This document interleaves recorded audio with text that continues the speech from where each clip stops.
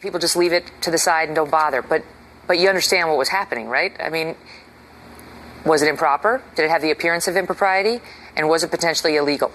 Those are all fair game questions in an election for the presidency. Meantime, a new poll suggests that this foundation story is becoming bigger. In the latest Mama survey, 54% say that Mrs. Clinton gave special treatment to foundation donors. They believe she did. David Wohl's an attorney. Richard Fowler is a nationally syndicated radio talk show host and a senior fellow at the New Leaders Council. Good to see you both.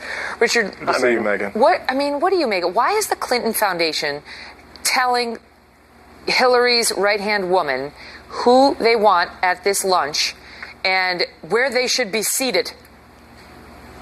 Sadly, Megan, this is what you call the same old wash, different state, in different departments, into the White House. It happens all the time. We saw Halliburton had no bid contracts during the Iraq War. This is the same old Washington politics, which is where I agree with Donna Brazile. If we want to end that, we take the corporate money out of our politics and we solve that problem. They do. The American people do want to end that. But before we go and penalize the Clinton Global Fund for the Clinton Foundation for millions and millions of women and girls, I'm conceding that point for the purposes of this discussion. That's a dodge, Richard.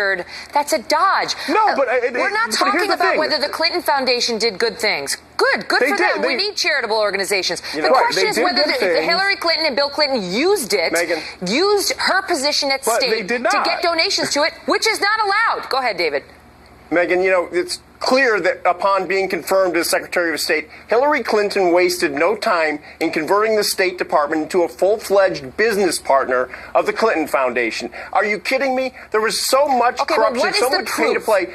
What is the proof, Megan? I'll tell you what the proof is. The UBS case took place in 2009, right after her confirmation. They came up to her and they said, look, the IRS wants the detailed information of all of our people with offshore accounts. Can you kind of help us with that? Yeah, they didn't want to reveal that. UBS was like, no. She gets that cut out, and what happens right after she takes care of that problem, the UBS donates 10 times as much money to the Clinton Foundation, and suddenly Bill Clinton gets this lucrative contract for $1.5 million to do question and answer sessions with who?